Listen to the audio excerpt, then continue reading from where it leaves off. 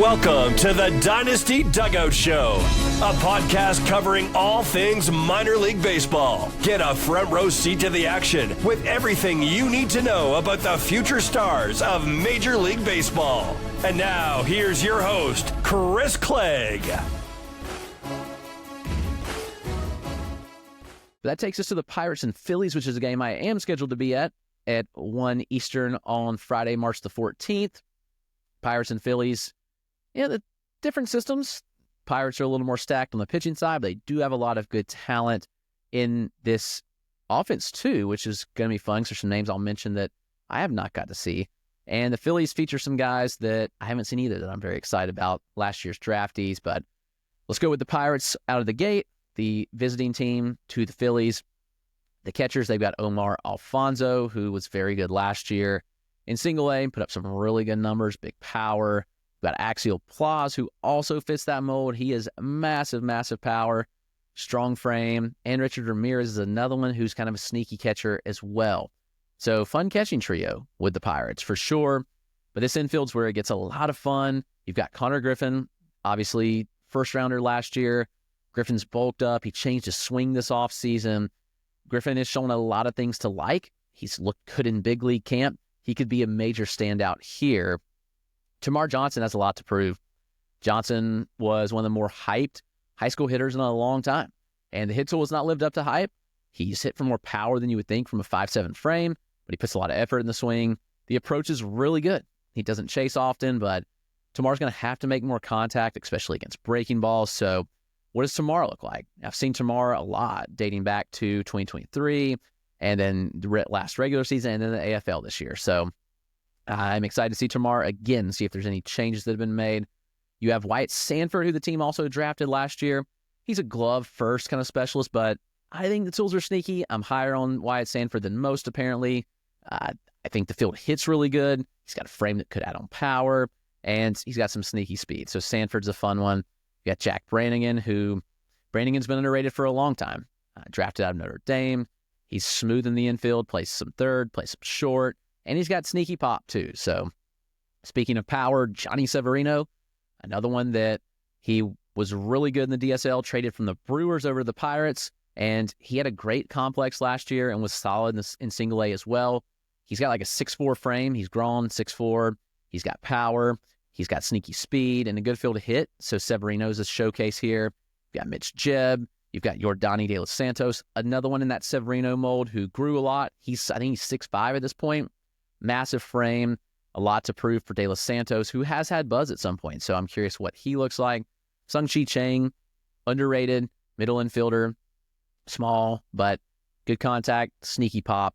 And then Tony Blanco Jr. rounds out this team. Blanco Jr. can mash. Like, talked about Axiel Plaz having power, but Tony Blanco Jr. is a massive frame, and he absolutely can hit for power. Here's where some fun names are in the outfield. Edward Florentino was a DSL star last year. He's one that I think could really stand out, and I'm excited to see. You've got Sammy Siani, who much hype when he was drafted in 2019, hasn't lived up to it. I was impressed with him in the AFL, though, so maybe Siani can make some noise. Esmerlin Valdez has tools, struggled with contact last year in single A, and Lonnie White, kind of the same mold. Lonnie White's power and speed for days, but struggles to make contact. But if you get a hold of one, he is going to mash. The pitchers for the Pirates, you've got Wilbur Dotel. He's a fun arm I've seen several times. Jaden Woods is a pretty underrated arm in the system, good reliever. Brandon Bedos, Wilkin Ramos, Nick Dombrowski. And then you get the fun names like Bubba Chandler. So Chandler obviously is presumed to be the starter here. He will be electric to see. I've seen Chandler quite a few times when he was with Greensboro. Xander Mueth, he's another one. I mean, he's big frame, big stuff, struggles with command. But last year he flashed some good things where I think that Xander's one to watch out for.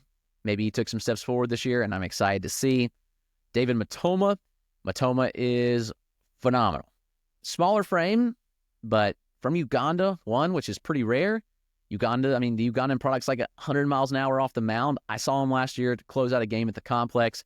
He's likely a reliever through and through, but David Matoma is a lot of fun. This is Christian Curtis. You've got Hunter Barco and Anthony Solomito from the left side. Barco was popping off in Major League camp, so I'm excited to see what Barco looks like here. And Solomito ticked back velocity-wise last year. Does he have it back? It's a funky lefty with Solomito, tough arm slot and release point with really good stuff, but is the velo back up? And that's the question that I want answered. We'll see. I think we'll see in this game. Takes us to the Phillies. Obviously, they traded away Starlin Caba, so no longer there, but they've made up for it with some good infielders that they are showcasing. The catchers, you've got Eduardo Taiit. He's another one. Big DSL, really good complex, really good single A. Now, Tait's aggressive, but he was also 17 last year in the complex and single A. He had a ball 113, if I'm not mistaken, had a 106 mile an hour, 9th percentile. Really, really good numbers. He is very impressive at the plate. You've got Alarillo Farabis, catcher, and Caleb Ricketts, catcher as well. Tait's the showcase of those catchers, but all of them are going to get reps for sure. In the infield, we've got some fun names. You've got Aiden Miller, obviously. He, former first rounder, really good stuff. He had a great 2024 season. Where do they play at Miller? That's what I'm curious to see. Is he still a shortstop? He's going to play third base. We've got Devin Saltabon, who undersized second baseman, who was one of the better hitters in the Florida State League last year in single A. Saltabon is a very sneaky player here. Arun Escobar has been my breakout pick all offseason for the Phillies. Saw him at the complex last year.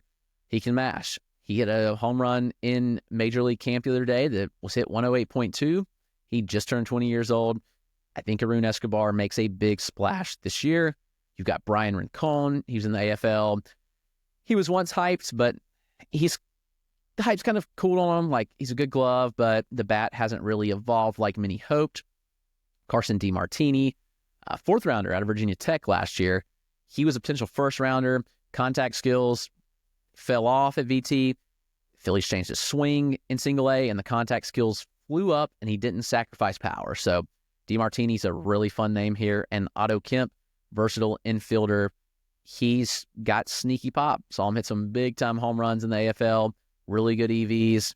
Kemp's a little older, but he looks like a potential utility man in Philly. So, and then Keaton Anthony rounds out the infield. The outfield has a lot of fun names with Justin Crawford. Obviously, we know a lot about Crawford. Really good glove. 70, 80 grade speed. He's got to lift the ball more. He's the ball on the ground far too much, so that's been his issue. Dante Nori and Griffin Burkholder, first and second rounders last year. We get to see them showcased. Burkholder's obviously been my dude since the draft. Like, I just love the prep data I got. The Phillies loved him, and they had a first-round comp on him. So they gave him the same bonus as Dante Nori, who they drafted in the first round. So both those guys, Nori and Burkholder, will be fun to see showcased. You've got Gabriel Rincones, who has always hit the ball hard. He's got a really good frame. He's been a sneaky one. He's been really good this spring so far in big league camp. And then Hendry Mendez, who was once hyped with the Brewers. He had a really good year last year with some good underlying data. It's much like Crawford, where he hits the ball on the ground too much, and we've got to see that fixed. The arms here are going to be electric. Moises Chase came over from Baltimore last year. I mean, it's one of the most electric fastballs in the minors. Good secondaries as well. Chase will be fun. Gene Cabrera, another one I think is underrated in that system. Really good arm. He continued to get better as the season went on. So we'll watch out for him. Alex McFarland's a reliever with big stuff. Micah Ottenbrett, fun. Griff McGarry, electric fastball. RP through and through. Got Luis Sevilla, Aaron Combs, Daniel Harper, Gunnar Meyer, Casey Stewart, Brad Pacheco, and Mavis Graves to round it out. Graves is, if I'm not mistaken, the only left-handed pitcher on this roster. Graves had a really, really good 2024 season to begin the year, kind of tailed off at the end, but big lefty. His velo ticked up. He set like 90 last year, but he's 6'5", with a really good frame. Did he add velo? If he did, all of a sudden, we're cooking. So that has been the Pirates and Phillies team that will be facing off in Clearwater. We'll be at that game, so looking forward to that.